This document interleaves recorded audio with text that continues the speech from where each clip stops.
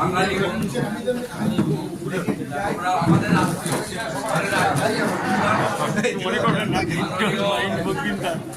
বিপ্লব কুমার দেব তার আলাদা পরিচিতি দেওয়ার দরকার নেই। তিনি ত্রিপুরাতে বিপ্লব এনেছিলেন 17 সালে।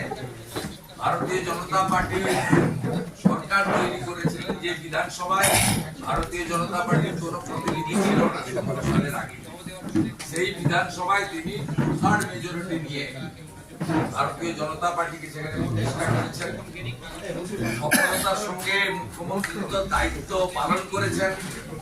পরে রাজ্যসভা এবং লোকসভাতে গেছেন এবং ভারতীয় জনতা পার্টির সর্বোচ্চ নেতৃত্ব, যাকে নানা বিধানসভা নির্বাচনের দায়িত্ব দিয়ে সফলতার মুখ দল পেয়েছে, অন্যতম কারিগর।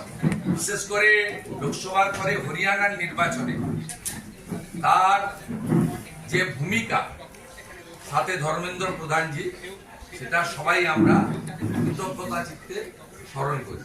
আমরা খুব খুশি তিনি পশ্চিমবঙ্গ প্রদেশ ভারতীয় জনতা পার্টির যে নির্বাচনী ইনচার্জ আছেন ভূপেন যাদবজির সাথে আমরা বিপ্লব দেব মহোদয়কে পেয়েছি। আমাদের বাঙালি ভাষী, বাঙালি নেতা, আমাদের আত্মীয়, আমাদের নেতা বিপ্লব কুমার দেবকে আমি বিরোধী দলনেতা হিসেবে বিধানসভায় প্রথমে স্বাগত।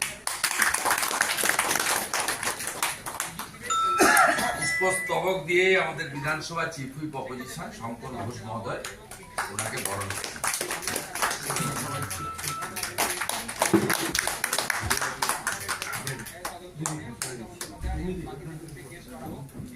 আমাদের সহসভানেত্রী রাজ্য বিজেপি তথা আমাদের লড়াকু বিধায়িকা মাতৃশক্তি শ্রীমতী অগ্নিমিত্রা,